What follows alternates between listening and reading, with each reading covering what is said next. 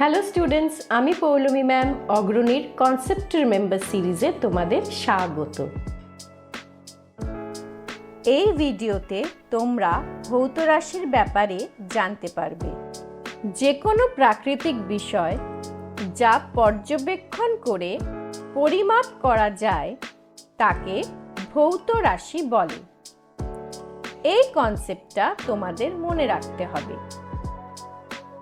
এইখানে দুটি কথা খুব গুরুত্বপূর্ণ: পর্যবেক্ষণ এবং পরিমাপ। পর্যবেক্ষণ হলো যা আমরা নিজেদের ইন্দ্রিয় দিয়ে উপলব্ধি করতে পারি। যেমন একটি লাঠির দৈর্ঘ্য দেখে পর্যবেক্ষণ করা যায় এবং CRS 001 থেকে জানি যে দৈর্ঘ্যকে পরিমাপ করা যায়। তাই দৈর্ঘ্য হলো একটি ভৌত রাশি। দৈর্ঘ্য ছাড়া বিভিন্ন ভৌত রাশি হলো ভর, সময়, গতি ইত্যাদি। চলো একটা এক্সপেরিমেন্ট করা যাক। এই বর্গক্ষেত্র ABCD এর ক্ষেত্রফল পরিমাপ করতে হবে।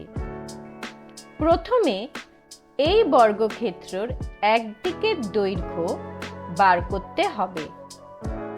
CRS 001 থেকে জানি যে একদিকের অজানা দৈর্ঘ্য স্কেলের পরিচিত দৈর্ঘ্য দিয়ে পরিমাপ করা যায়।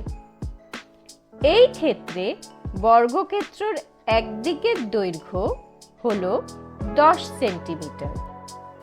তাহলে বর্গক্ষেত্রের ক্ষেত্রফল হলো 100 স্কয়ার সেন্টিমিটার, যেখানে 100 হলো একটি সংখ্যা যাকে সাংখ্যমান বলা হয়, আর স্কয়ার সেন্টিমিটার হলো একক।